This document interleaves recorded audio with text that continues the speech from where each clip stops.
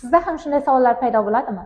Qachon noaniq artikl ishlataman, hamda qachon aniq artikl ishlataman, hamda qachon otni olmashga aylantiraman degan. Biz buni bugun misollar yordamida o'rganamiz.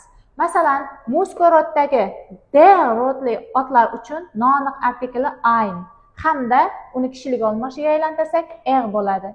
Masalan, ich habe einen Tisch. Menda bir stol bor. Demak, hozir men stol haqida birinchi marta gapiryapman va noaniq artikl ishlatdim. Qachonki biz biror o'sha narsa haqida birinchi marta ma'lumot beryapmiz, biz noaniq artikl ishlatamiz. Xo'p, ikkinchi misolni ko'rib chiqamiz. Der Tisch ist praktisch, ya'ni stol qulay. Endi bu stolni qanaqadir bir sifatini ta'riflab berdik, qulayligini aytyapmiz va der, ya'ni aniq artikl ishlatyapmiz.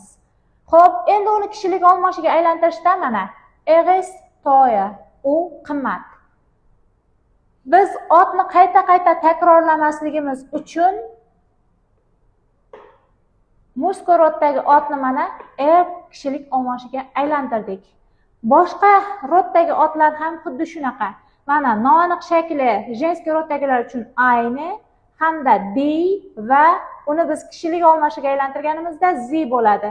Va sredniy roddagi otlarning noaniq shakli ein hamda uni mana aniq artikli das va uni biz s kishilik olmashiga aylantirdik. Agar video sizga foydali bo'lgan bo'lsa, uni saqlab qo'ying.